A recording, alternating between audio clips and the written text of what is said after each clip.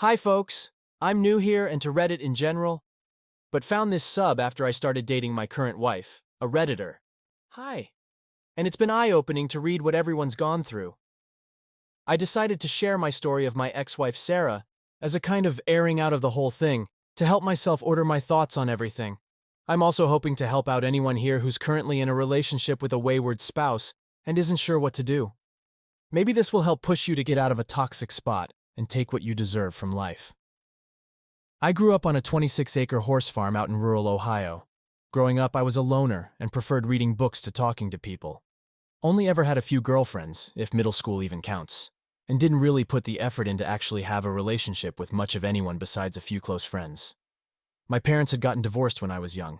I lived with my mom and saw dad every other weekend. This did have an effect on me growing up, mainly that I had a hard time knowing what a healthy relationship looked like, and didn't really have time with dad to have a healthy male role model. Mom had a series of boyfriends, some of whom were physically abusive to my brother and me. I remember getting backhanded across a room at 10 by one of them, or belted anytime anything at all was out of order.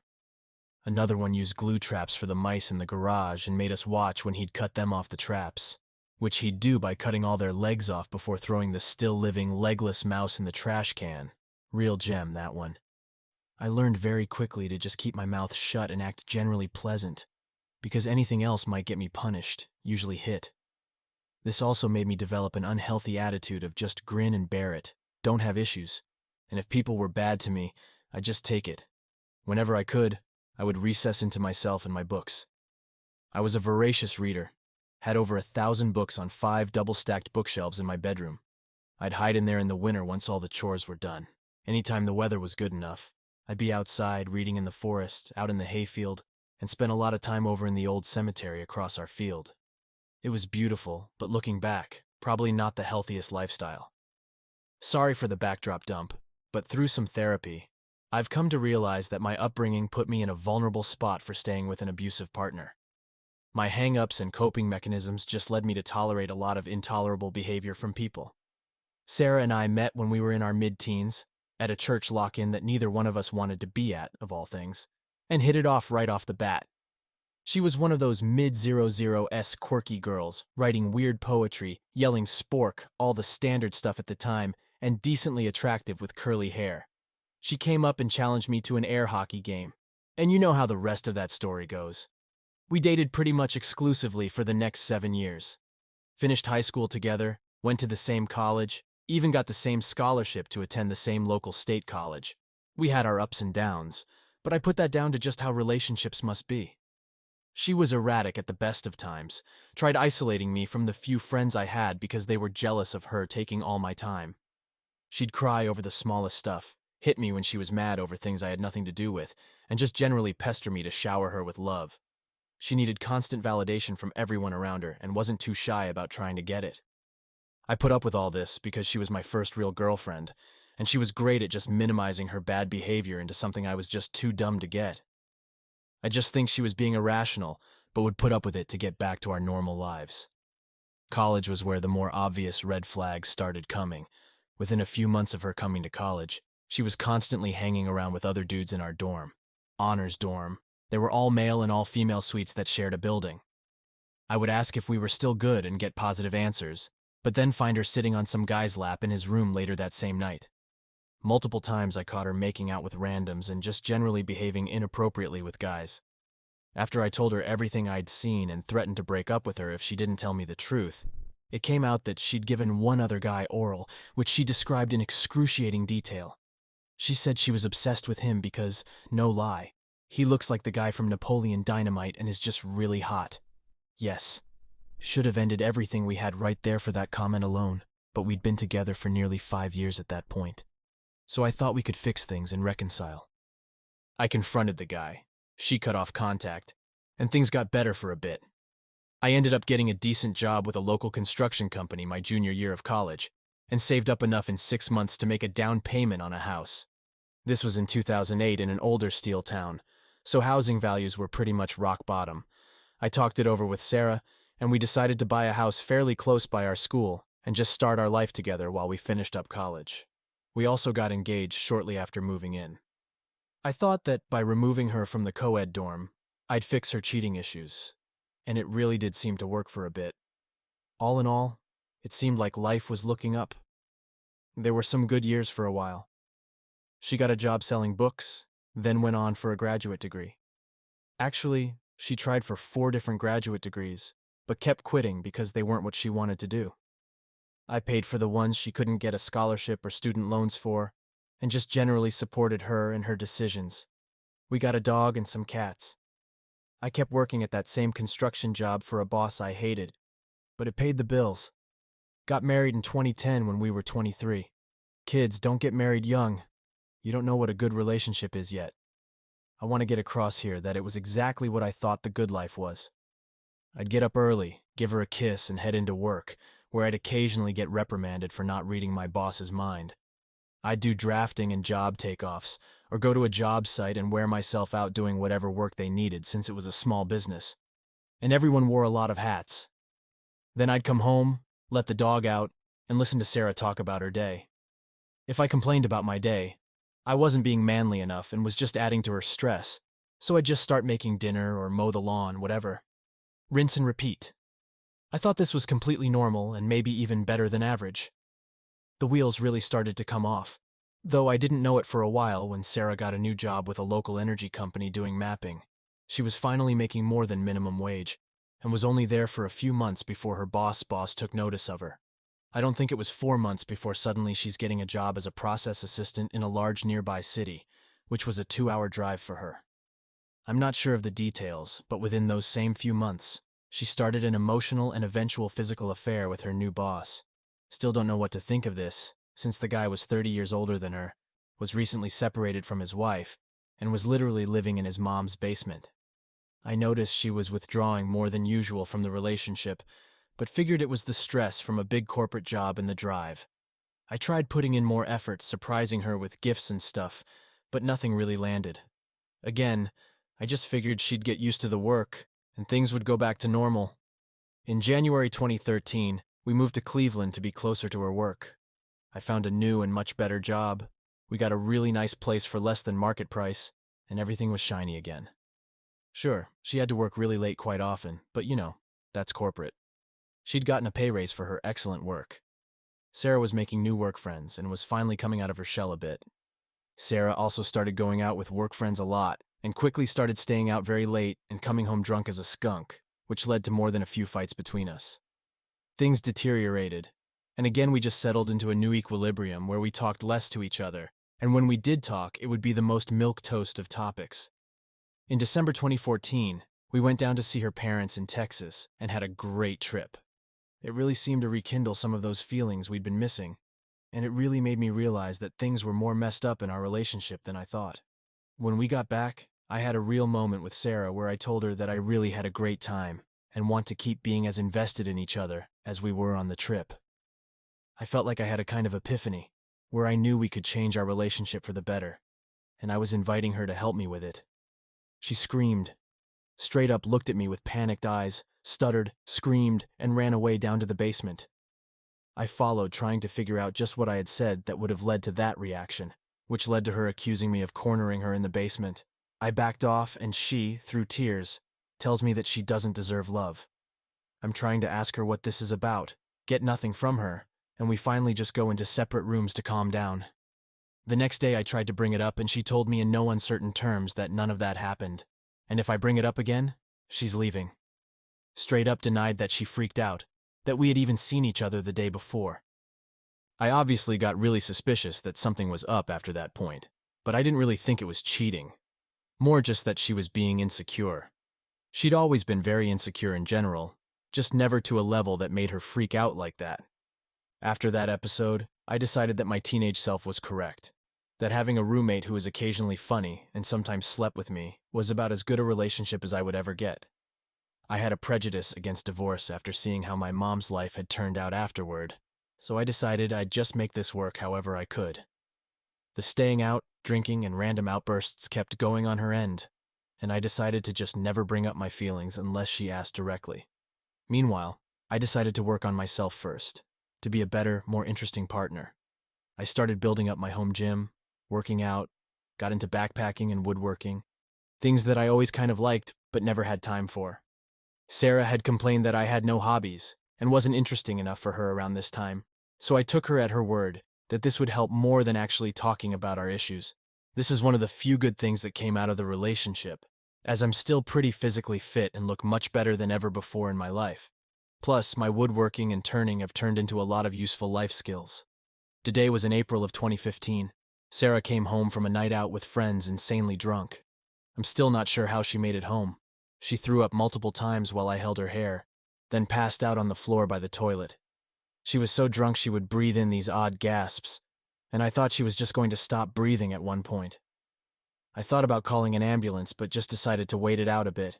She had her phone beside her on the floor and it kept getting texts, which I ignored for a while. Finally thought it was probably someone checking to see if she got home okay, so I decided to open it with her thumbprint and respond. The texts were all from her boss, and the last one was something along the lines of, "You only went home because you're mad I made you stop. We can't do it in the office anymore, Fred will catch us." I immediately understood what was happening and felt like the stupidest dude ever that I didn't put it together at any point in the last 3 years. I still feel dumb about it.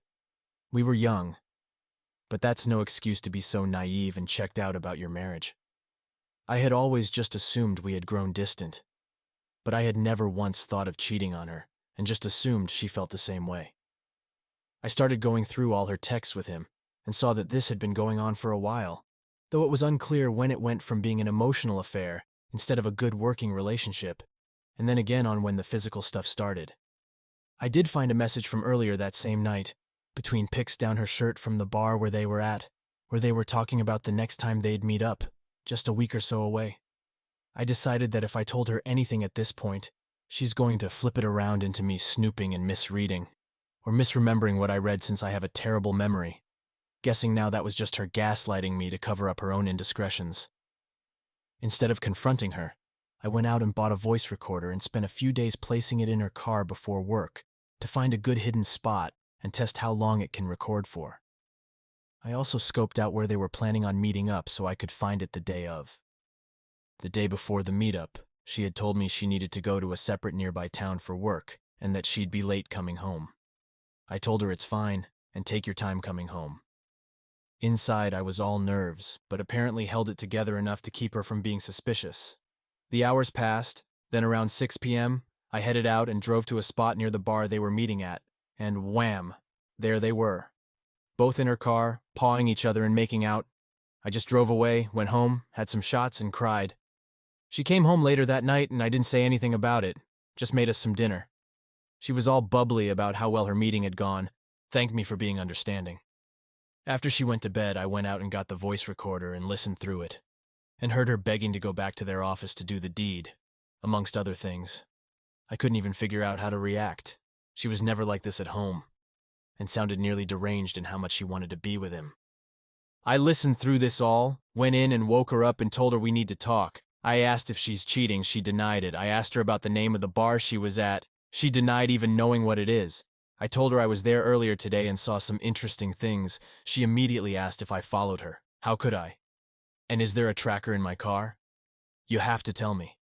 I'm going to have a panic attack. You can't just track me. Again, insane. I told her I read her text from a few weeks ago and went to the bar where she said she was meeting Sam, her boss.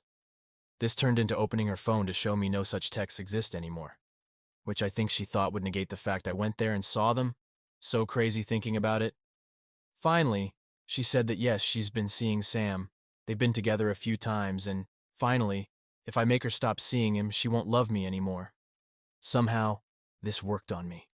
I had no self-confidence, didn't like divorce as an institution, and figured being with someone to split the bills was better than being alone. And for a few months, that was it. She'd have meetups with him. I would try to talk her out of it. There were crazy moments. Sam had other girlfriends, and Sarah knew about them and got jealous of them. One time she came home sobbing, and I hugged her while she told me that she thought Sam was breaking up with her for someone else. I just went still inside. I don't think I felt anything other than a kind of ironic humor in it, like an eye-rolling feeling. Still don't know why I stuck around after that. And of course, they kept seeing each other. Around this point, she also started having one-night stands with random other guys. I found out about a few of them over the years and suspect a few more. Finally, I drove myself into having a panic disorder and decided enough was enough. I gave her the voice recorder and demanded she break it off with Sam and record herself while she's telling him or him out. She cried, but finally relented. The next day, she did what I asked. When Sam found out, I knew he immediately panicked, and I got to watch those texts come in on Sarah's new Apple Watch that she didn't realize doesn't delete texts that you remove from your phone. Things settled a bit, and we went to marriage counseling for a session. I agreed to not tell the counselor about her infidelity this session, as the condition for Sarah to even go. The counselor then spent the whole session telling me I was smothering Sarah by wanting to go through her phone and know where she's at, which I only started doing after the cheating. We never went back. That was 2015 to 2016. After that, we stayed together, and about twice a year I'd find some new infidelity. Once she was drunk and did oral on a guy she works with in the bathroom. Once on a work trip out of state, she started texting a guy and started the weirdest emotional affair I've ever heard of. A decent chunk of his texts were about how his grandma had to wipe his butt until he was in his mid-teens and he liked it. The whole time I just got used to pain shopping, it almost became a game for us, where she'd find out how I found out, would swear to stop seeing, talking, to screwing so-and-so while also disconnecting her Apple Watch, or not using her car, etc. Looking back, I just kinda got used to it. I checked out of the relationship in any real sense. Funny enough, we'd have fights about me not being invested in the relationship during this time too. I finally had enough when I got a message out of the blue from one of her co-workers' wives, Nancy. She'd caught her husband and Sarah texting and snapping. She sent screenshots of them to me and said that she wanted me to know. The screenshots really drove home to me that Sarah wasn't just prone to straying, or was making mistakes over and over. I know it's dumb, but when you're in the relationship, if you excuse one thing, it gets easier the next time. And I'd gotten to the point of excusing everything. We'd have our ritual fight over it, she'd end the affair, and the cycle begins again in a few months. In the screenshots from Nancy, Sarah was saying things like, "I should have done you the first time I saw you," setting up meetings, etc. I confronted Sarah with the texts, and her first reaction was annoyance that the guy didn't hide it from his wife better. It blew my mind, and when I was talking with Nancy, it was obvious she was crushed. They had 2 kids, and her husband's actions were likely going to tear the family apart, and here's my loving wife mad that he was too dumb to hide it properly. And she knew he couldn't handle this sort of relationship. Nancy sent me some texts later on after the affair was in the open of Sarah telling the guy that there's basically a code of conduct for cheaters, and this guy didn't follow the rules. I snapped out of it. Like I finally felt awake after 6 years of affairs, and 10 years before that of just general abuse and incoherence. I moved into the finished half of the basement, slept on an air mattress by my gym, and started drawing up dissolution papers. I figured if the dissolution failed, I could always hire an attorney and get a divorce. I ghosted Sarah as hard as I could being in the same home, 100% gray rock. Sarah started love-bombing me, in her own weird way. One time I got home from work and she'd bought a lamp for the basement and put it by my air mattress. Probably the sweetest thing she'd ever done for me, lol. To drive home everything. A few days later, she's working from home in the afternoon and doesn't hear me go into the kitchen for a drink. I can hear she's on speakerphone on the couch, and it's Sam, still her boss, and the guy all of this started with. I hear him ask if she's alone, and she says yes. I think, really? Really. Right now, as I'm prepping the dissolution in the same house, she's going to indulge this guy. I creep closer and listen in. He starts talking about how he's never done it in a car in an automated car wash and thinks that would be fun. WTF. Just like, where does she find these guys? I just walk in, get behind her head on the couch and yell, "Hi, Sam! Nice hearing from you!" Sarah jumps and nearly falls off the couch. Sam just immediately hangs up, and I laugh and go to put on my shoes. Sarah yells in, "That was rude." I laugh again and get my coat. Sarah asks where I'm going. I say, "Out." I must have said it in a way where she finally got it that we are done. We have been done, and now I just wrapping it up. She runs up and blocks the door. I tell her to move and she gets this weird little smile on her face. I still remember it. Like all this was still a game. That if she blocks the door, then I'll just have to stay and we'll still be married. That her plan to keep me by physically blocking the door has no chance of failing and I'm just stuck now. I grabbed her by her shoulders and picked her up and moved her. Just feet off the floor right over to the side of the door. then gently backed down on her feet. Told her if she tries to keep me here, I will take her apart, because I don't have it in me anymore to deal with her, and all the anger had been pushing down my whole life was still all right there. I had never touched her violently, and still never have, but that was the closest I got. I drove off to one of my favorite local bars, hung out with friends I'd been making the last few years. I texted Sarah that I knew she had another work trip coming up that next week, and that when she got back, she wouldn't be welcome back in the house. Lucky me, she never came back. Moved in with a guy she'd been seeing down there where they both lived in his brother's dining room since said guy was unemployed and living with his brother. Again, gems. Her cheating life was a regular gem mine. I only saw her a few times after that. She signed the paperwork I sent her with next to no changes. I used the threat that her company would fire both her and her boss if I told them of the relationship they'd carried on if she tried to be difficult, which got me the house, my car, and less than half of the over $20,000 in credit card debt I didn't know she'd racked up. Also, none of my retirement accounts got touched, which is a blessing. She came back to Ohio to sign the paperwork in December 2019 and brought her new guy, which was about as awkward as you'd expect. New guy seemed to think that I was at fault for the divorce for being abusive, and he was there in case I got violent. Again, I had never hurt her, and that includes when she'd get violent with me. I'd just pin her arms and wait for her to stop trying to hit me. I never told him that she'd cheated on me because I'm pretty sure he was one of the guys she did it with, so I'm thinking he already knows. The other time she came back for her stuff that was still in the house while I watched her pack up. A few months had passed. She told me she got a new apartment and that new guy had moved in without asking. She found out when he was helping her move and sat the urn with his dead dad in it on her table. She gave me a weird, help me look, and I just laughed. After that, I didn't see her again. Within a week of the divorce, I got cold approached by a girl at a concert and got her number, then again at a local event. Within a month, I was actively dating 4 people, all of which were better than Sarah in every way. My friend said that I had that fresh on the market vibe, lol. I was just happy for the first time in a very long time, and it made it easy to attract people. I calmed down a bit on the dating, though I did have a few girlfriends, doubled down on my workout routine, went to Peru and hiked the Cordillera Blanca mountains, and almost got stuck there when COVID-19 hit. Got into my ancestry after a 23andMe test and found a weird little utopian commune that was founded by a guy with my last name, though it's mostly historical buildings now. Sarah tried to stay in contact over the last few years, sometimes for actual important things, mostly bull just trying to keep me in her life somehow. I ignore it, though I've got some funny insights. Like how the new guy immediately started fake proposing multiple times a week, and it was freaking her out. She texted me once saying that taxes suck as a single, so she's getting married for tax reasons. When she found out I had found someone and gotten engaged, she sent a congratulations card to the house that she had hand-painted herself, which immediately went in the trash. Or the fact that new guy was recently diagnosed with MS. I don't see Sarah sticking around and suddenly finding her caring side to take care of a dude 10 years her senior with a neurological issue. In August 2020, I encountered my current wife, Lisa. She's amazing, had gotten out of a bad marriage with a guy who seems a mirror image of Sarah. We hit it off when I was talking with a buddy of mine, and I said, I'm just looking for someone normal. She heard me, and we both looked at each other for a second with a funny me too. Look, got married after 2 years of dating this last September, and we've never even fought once in the last year. She takes care of me, I take care of her. We talk every day, and it's always beautiful.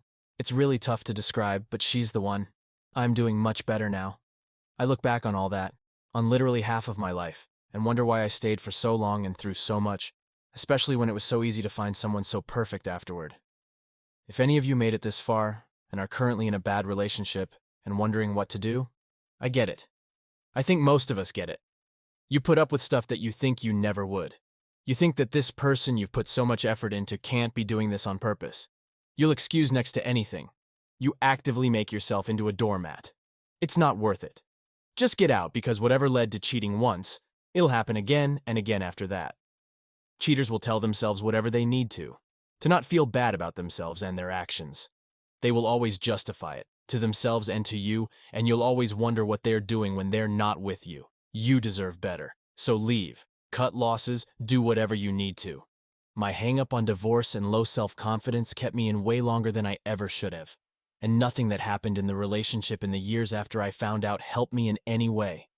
The only person that can get you into a better headspace is yourself and focusing on you and the people that actually care about you. It gets better once you leave.